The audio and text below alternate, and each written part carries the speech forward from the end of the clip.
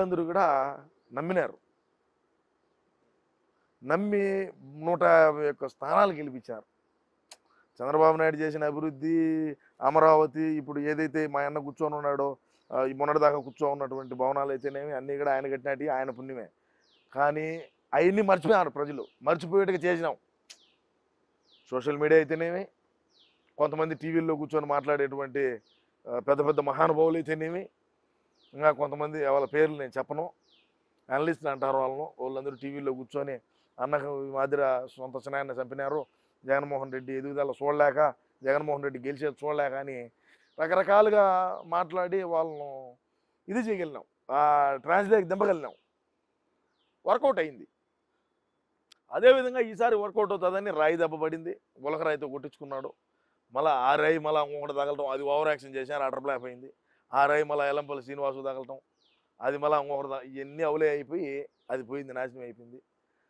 అది ఎత్తిపోయింది. అన్న ఇంకా మనం అస్సాం పోయేదానికి సిద్ధం అనుకొని ఆయన ఏదో ఒకటి మాట్లాడుకుంటే బాగుండదు కాబట్టి ఏదో ఒకటి కొన్ని వాక్యాలు మాట్లాడినప్పటికీ ప్రజలు కూడా నమ్మే పరిస్థితులు లేరు, నమ్మల. మరి సజ్జల ఎందుకు? సజ్జల ప్రతిదానికి మీకు ఒక కీ రోల్ వహించారు. సజ్జల కావచ్చు, సజ్జల భార్గవ్ కావచ్చు. అవును, వహించే కదా ఈరోజు మేము 11 స్థానాలకు వచ్చింది. సజ్జలేనా కారణం? మొదటి కారణం ఎవడుంటే ఓడే. అన్నగాడు అంటాడు ఈడేరా చేసిందంతానని. మరి ఇప్పుడు సజ్జలు ఆడిపోయాడు, దేనికి బయటకు వచ్చి మాట్లాడాలా? యాడ్ డ్యామేజ్ జరిగింది, 175 నియోజకవర్గాల్లో నియోజకవర్గాల్లో ఎక్కడెక్కడ డ్యామేజ్ జరిగింది, దేనికి జరిగింది, ఎందుకు ఈ స్థాయికి దిగుతారనేమో. సజ్జలగాడు ఒక ఎత్తు, సజ్జల భార్గవ రెడ్డి ఒక ఎత్తు. సజ్జల భార్గవ రెడ్డి ఏమన్నాడు? ఇప్పుడు ఏమన్నాడు? స్విట్జర్లాండ్లో ఉన్నాడా? వీళ్ళేమో అప్పుడంతా ఇదని అదని ఆడవాళ్ళ మీద ఏ విధంగా ట్రోల్ చేశారు. ఆడవాళ్ళను, తెలుగుదేశం వాళ్ళను, జనసేన వాళ్ళను ఏ విధంగా ట్రోల్ చేయించినాడు మా పార్టీ వాళ్ళ దగ్గర.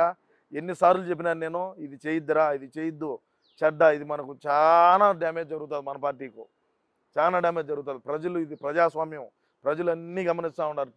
మనం వచ్చిన రోజు టిల్ టుడే, ఈ రోజు వరకు మనం ఏమేమి పనులు చేసాం, ఎక్కడెక్కడ ఏమేమి చేసాం, ఎన్ని హామీలు ఇచ్చినాం, వాటిని ఎంతవరకు మనం ఎంతవరకు నెరవేర్చిన వాటిని మనం ఎంతవరకు ప్రజల్లోకి తీసుకోగలుగుతున్నాం ఏందని చెప్పి నేను 100 సార్లు చెప్పినా. విన్నాడా? ఈరోజు ఏమైంది? ఈరోజు బయటకు వచ్చి తిరగమని చెప్పు, రా ప్రజల్లోకి. నేను తిరుగుతున్నాను సార్ ప్రజల్లో. ఏమైంది? నేను ఎక్కడ అసత్యాలు మాట్లాడాలా, అవాస్తవాలు